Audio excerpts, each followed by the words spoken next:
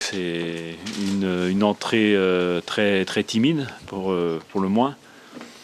Et après on est dans la réaction. Alors là on était favorisé aussi par le fait qu'on était en supériorité numérique évidemment. Et après la perte de lucidité qui s'accompagne de la nécessité de revenir. Donc c'est le scénario classique. On a connu ça à Rennes, à Brest. C'est exactement le même scénario. Et c'est ça qui est très énervant parce que c'est les mêmes scénarios qui se répètent, les mêmes mots. Et évidemment, il y a aussi une part d'inquiétude. Encore une fois, c'est un peu un cadeau empoisonné, l'expulsion d'un joueur. On s'aperçoit que ça transcende l'adversaire, ça transcende le public. Non, enfin, c'était quand même plus facile de jouer à 11 contre 10. Hein, je pense que c'est...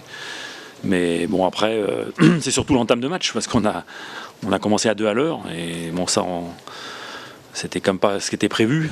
Donc, on se place dans des situations impossibles, parce qu'on n'est pas dans le rythme de la compétition. C'était ce que et notamment à l'extérieur, dans tous les matchs à l'extérieur, c'est à peu près le même scénario. Donc c'est ça qui est très très très énervant. Enfin, en tout cas, qui m'énerve énormément. Qu'est-ce qu'il aurait fallu de plus à vos joueurs pour justement être au niveau que vous auriez souhaité ? Il faut mettre du rythme, il faut mettre c'est déjà de la mobilité. Dans la première mi-temps, on a joué à 2 à l'heure, et après, on sait que Bastia jouait dans un style très direct, et donc sur chaque perte de balle, on est en difficulté. Bon, après, on était diminué aussi sur le plan défensif, il y a beaucoup d'absences, mais justement, donc il fallait encore plus se protéger en imprimant le rythme à la partie, et ne pas s'exposer comme on l'a fait à des contres de Bastia, parce qu'avant même le premier but, il y a des situations chaudes donc qu'on maîtrise pas. Donc et après sur le deuxième, alors là c'est parce que là on est tous là, et sur le plan défensif on a encore beaucoup de laxisme sur ce deuxième but est difficile aussi à digérer. Votre équipe semble être en dents de scie. Qu'est-ce qui justifie? On sent que des fois elle va faire un super grand match. Là, vous dites qu'il a pas. Non, ça fait un moment qu'on n'a pas fait un super match. Hein. C'est bon, donc il faut chercher. Après, évidemment, il y a le poids des absences, parce que quand on analyse les matchs, on peut pas occulter ça. Donc c'est sûr qu'un Wesley Lotoa nous aurait fait du bien aujourd'hui. Bon, c'est comme ça, mais c'est surtout la répétition des manques dans l'agressivité. C'est même pas dans la qualité, c'est simplement dans l'agressivité, dans le rythme, dans l'intensité qu'on peut mettre à la partie qui nous permet pas d'être compétitif. Et ça, c'est vrai à Bastia, c'était vrai à Brest, ce sera vrai si on rectifie pas le tir dans les prochaines semaines. Donc c'est. Le super regret sur la deuxième mi-temps, parce que la deuxième mi-temps, vous avez quand même eu quelques occasions, notamment sur la fin. Oui, mais après on n'est pas dans les conditions aussi où justement dans l'urgence de revenir, c'est une situation délicate. La rentrée de Ludo Giuvi a quand même apporté un plus dans le jeu, parce qu'on a commencé à jouer beaucoup plus rapidement, de façon beaucoup plus précise, parce qu'en première mi-temps aussi on cherchait très vite la dernière passe. Donc la rentrée de Ludo, associé à Jérémy Aladière devant qui s'est démené, c'est en tout cas une satisfaction. Ouais. C'est l'une des rares satisfactions. C'était un match très spécial. Enfin, dans la préparation, on a senti qu'il y avait une volonté de corriger certaines choses. Je leur ai dit ce matin aussi que le fait que certains leaders comme Jérôme Roten, Yannick Cahuzac, Sylvain Marchal n'étaient pas là, je pense que c'était un atout pour ce match-là. Alors évidemment, il nous manque.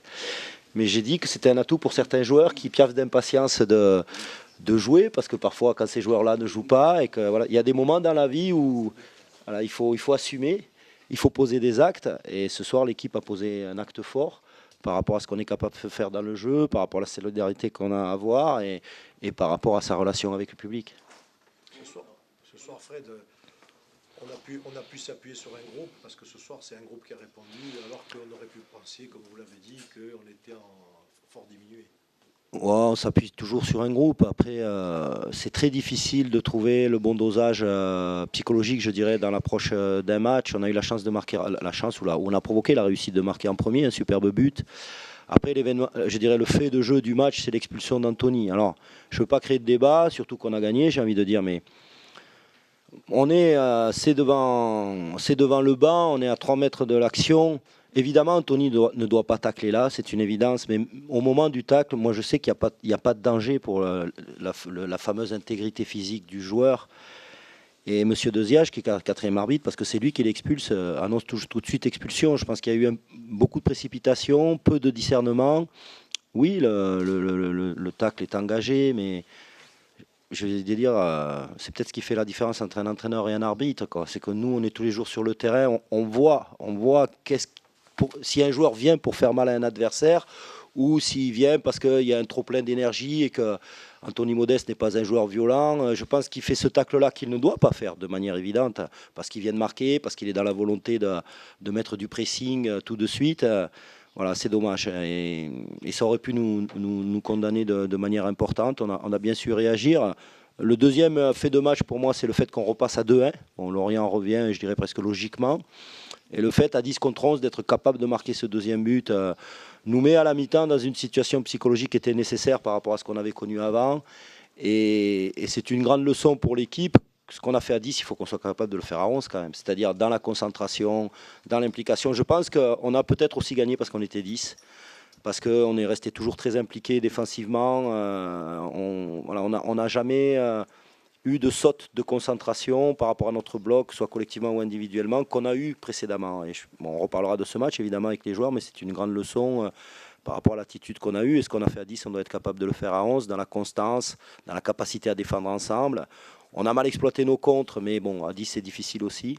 Voilà, c'était un match où il y a beaucoup de leçons positives, un public ravi, parce qu'ici à Bastia, on aime ça, des joueurs qui se défoncent. Et le sentiment d'injustice aussi par rapport à la situation, qui crée une solidarité énorme.